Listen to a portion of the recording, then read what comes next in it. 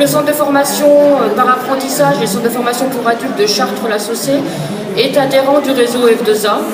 Et ce réseau a vraiment une place particulière dans notre établissement, parce que grâce à ce réseau, on a pu mettre en place une nouvelle action de formation qui s'appelle donc le certificat de spécialisation que vous pouvez visualiser ici en restauration collective. Donc tout cela grâce au réseau F2A. Donc brièvement, ça fonctionne comme ceci. Voilà, sur le bouton vert, exactement. Donc les apprenants qui sont derrière moi ont la particularité de réaliser une formation en alternance, tout simplement, en centre de formation et en entreprise. Donc ils vous diront où ils sont en entreprise, parce que je pense que c'est quand même intéressant par rapport à leur métier et leur spécificité. Et cette formation permet de former les futurs cuisiniers en collectivité, voilà, tout simplement. Donc c'est une formation qui dure de septembre à juin de l'année suivante, en alternance, avec 490 heures en centre de formation. Donc on leur apprend à la fin, ils doivent être capables d'atteindre ces 4 objectifs. Donc être capables de gérer des approvisionnements, de produire et de réaliser un certain nombre de repas avec du matériel spécifique, ils pourront en parler. Donc ça peut aller de 80 à 100 repas par jour jusqu'à 10 000 à 12 000 repas par jour. Oui, c'est ça, je crois qu'on a un jeune là qui lui produit 700 repas par jour, ce qui est étonnant. Donc effectivement, j'imagine que la formation que vous proposez là, ces 4 points est essentielle pour arriver à proposer et gérer ce genre de situation. Et en fait, on les amène à travailler justement sur la partie production en gros volume, ce qui change effectivement de la restauration traditionnelle. On est effectivement sur des plus petits volumes. Eux, je crois qu'il pourra en parler tout à l'heure, mais je crois que mon collaborateur, M. Bourges, qui est le responsable du service restauration du centre hospitalier de Chartres, avec qui on travaille, pourra parler effectivement de 2000 à 3000 repas par jour. 3600. Voilà, 3600 repas par jour. Ah oui, ça c'est impressionnant, hein. Tout à fait. Ça va? On aime toujours la cuisine, oui, on a toujours la passion.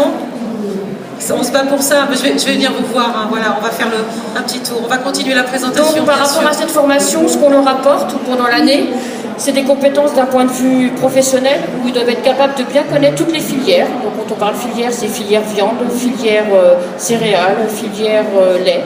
Voilà, donc ils doivent connaître effectivement tous les produits de la filière. Ils doivent être capables de les valoriser et de créer de nouvelles recettes, d'où effectivement notre rencontre d'aujourd'hui, puisque nous avons mis en place un nouveau menu, donc c'est pour ça que c'est intéressant que vous puissiez déguster. Ils doivent être capables de maîtriser toutes les techniques culinaires, donc on parle de liaison chaude, de liaison froide, donc ça ils pourront en parler également tout à l'heure, et surtout on en parle beaucoup, les règles d'hygiène et de sécurité, puisqu'elles sont très strictes en restauration collective.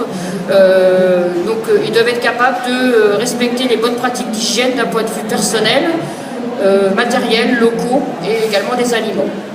Et puis bien sûr, ils doivent également connaître la nutrition, puisqu'ils travaillent sur des publics spécifiques, donc sur des régimes particuliers. Donc nous, on leur apporte toutes ces connaissances-là. D'un point de vue personnel, pour finir, on a toujours une mauvaise image de la restauration collective, ouais, c'est vrai. Dans les milieux hospitaliers, on dit toujours qu'on mange mal, alors que c'est absolument pas vrai. Donc nous, ce qu'on leur apporte pendant l'année, c'est qu'ils puissent devenir l'ambassadeur du bien manger. Donc on travaille avec des producteurs locaux, justement on travaille avec la filière de l'amont à l'aval, tout simplement. Et donc on travaille avec des producteurs locaux, on met en place justement des nouvelles recettes qu'ils peuvent développer ensuite dans leur cuisine, leur restauration collective.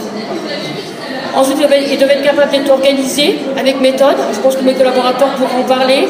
Faire preuve de rigueur et de fiabilité et surtout de travailler très vite, puisqu'on a une cadence, un rythme à tenir. Oui. Et puis ils doivent surtout être très polyvalents, parce qu'ils peuvent faire aussi bien de la réception des matières premières, du stockage, de la production chaude, production froide, gérer les approvisionnements. Voilà. Donc ils doivent être vraiment polyvalents de la réception jusqu'à la distribution. Ah oui, en effet, là c'est vraiment une demande globale, ouais. Avec cette capacité d'être polyvalent. C'est un petit peu difficile, mais voilà, c'est le salon de l'agriculture. Voilà, il y a beaucoup de bruit en ce moment, mais on va gérer tout ça. Voilà. Alors, donc à la fin de la formation, ils deviennent cuisiniers en collectivité, tout simplement. Après, ils peuvent intégrer des postes comme responsable de production, d'ici 3 à 4 ans après la fin de formation, et devenir même pour certains gestionnaires d'un restaurant collectif, c'est quand même avec des formations bien sûr en interne. Et pour certains, ils peuvent devenir formateurs Et je remercie mes collaborateurs. Donc, on a la chance d'avoir Monsieur Bourges, qui est le responsable de la cuisine chez nous et qui réalise en fait tous les travaux pratiques au groupe, auprès du groupe, ou qui transmet son savoir-faire.